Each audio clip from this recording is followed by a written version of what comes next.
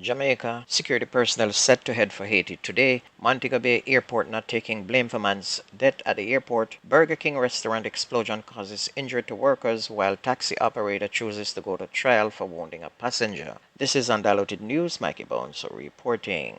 Today, Jamaica is sending members of the security forces to Haiti in a very controversial move to help Haiti forces to go after gangs. This move is quite delusional by the Prime Minister who, in order to make his case, is trying to convince Jamaicans that crime is down in his island.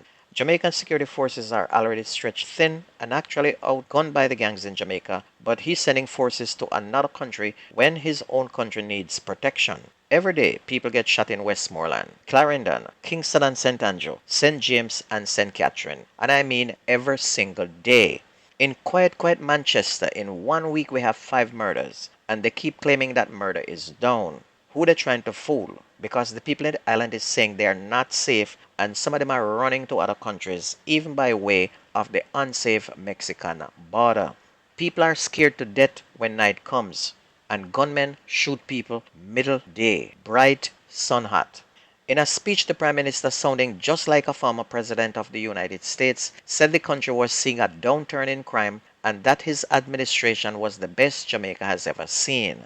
Mr. Prime Minister, you're not fooling anyone, and you need to fix your problem in Jamaica first before you try to fix someone else's problem, and refrain from sending our sons into harm's way in Haiti, because the gangsters are not going to lie down in Haiti and not shoot back. Jamaica is the one that needs the security. Help your people first, then you can help somebody else's country. Finally, Manning School in Westmoreland is now open. The school was damaged by Hurricane Beryl and caused a delay due to building materials being scarce. And it is said that first forms were open and some other lower forms, while the fifth form students showed up yesterday. Now, with the arrival of materials, the principal said most work will be completed next week. However, the famous Thomas Manning building, which is more than 286 years old, will remain cordoned off. So that building will not be open. And I hope that the D'Acosta Cup squad got a chance to practice because no one is going to wait on you to get ready to play football. The Sangsters International Airport operator's apparent attempt to disassociate itself from the unavailability of an ambulance to respond to a recent emergency has been deemed by Health Minister Dr. Christopher Tufton as being in poor taste. Following a fall close to the airport baggage claim, 71-year-old Leroy Simit fell and died. The elderly man was allegedly not given prompt assistance by airport officials, according to a witness. The health minister stated that MBJ Airport owes obligation to its customers to protect their safety in a recorded answer that was made public late on Tuesday. He claimed that emergency medical services should be available at all times at every international airport in any country.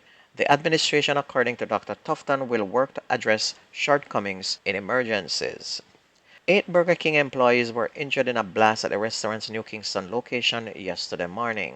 Commissioner of the Jamaica Fire Brigade, Stuart Beckford, said 4 workers from the adjoining Island Grill restaurant were also affected after they inhaled noxious fumes from the explosion. He said he's awaiting further information on the nature and extent of their injuries as the workers continue to receive medical assistance. Burger King franchise owner Restaurant Associates said the explosion followed a routine delivery of gas supplies to the location. The company said following the delivery, employees reported a strong odor of gas. The restaurant was closed and the service provider returned to the site to address the issue. The operator said before leaving the site, the supplier confirmed it was safe to proceed with business, but the explosion occurred shortly after. Meanwhile, a taxi driver accused of physically assaulting a female passenger is set to go to trial in November. In a matter brought before the Kingston and St. Andrew Parish Court on Tuesday, the driver Andrew Griffith is alleged to have assaulted the woman while pulling her from his vehicle during an argument. However, Griffith, through his attorney C.J. Mitchell, said while in his vehicle, the woman became quarrelsome and vexatious, prompting him to ask her to exit the car.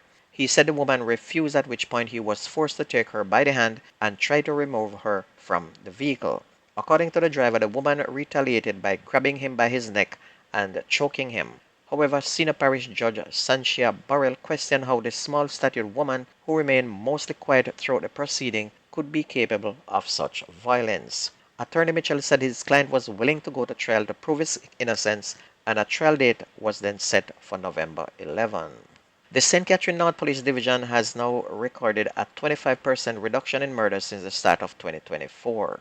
The update was provided by Head of the Division, Superintendent Hopeton Nicholson, during an outline on crime-related matters across the division on Friday. So far, 59 murders have been recorded compared to 79 for the corresponding period in 2023, added Nicholson.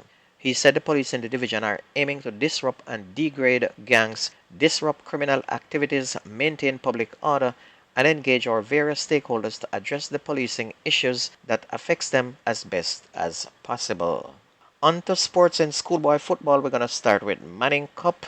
Stats and Vauxhall played to a 0-0 draw, while Calabar beat Haile Selassie 3-0. Camperdown were 2-1 winners over Kingston Technical.